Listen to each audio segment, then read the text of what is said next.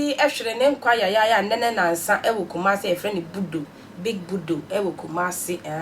a waji dimpa obi anim se abrantie de ono de oye scammer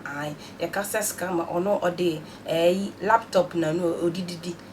ode laptop o miemia so ade be china na account mo ayema ajese wakwadare wadwuma ni ma eno ana waye sida akofa ne maame esi abrosan ono wo soro na ne maame ewo fom ajese brana onam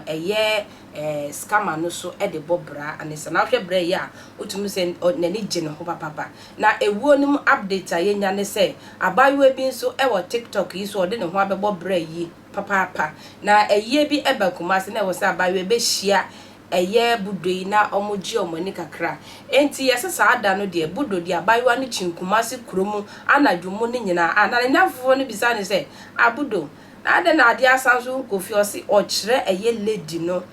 driving ne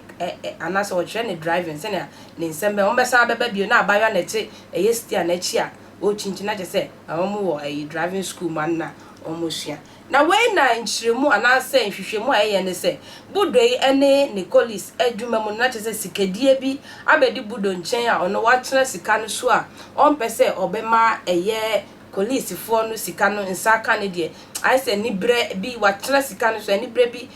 baba bi nti wo hwa omo de sa TikTok abayewa no esete ma Budo sene a obi menya kwan nti dana Budo ne nkwa be firi ne nsa no abayewa no ne Budo ebe fie ne ye kire se Budo dan de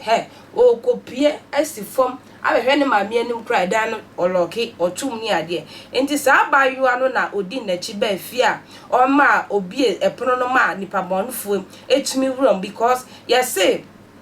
Yakun na ye twetwa ne part ni kokromoti ne tachere ma na ni ye tutu ni nyina no ne car papers nyina ne car keys nyina ya sesa ni nyina ade chinso na abayewa no so eni wonti na update Budo ewuo no yenya wo ho a ekuyantwa enawie me de besomo eno na meka say oba tampa travel and express consultancy for na esom ase am dis adwuma di ebra makra ni mu odi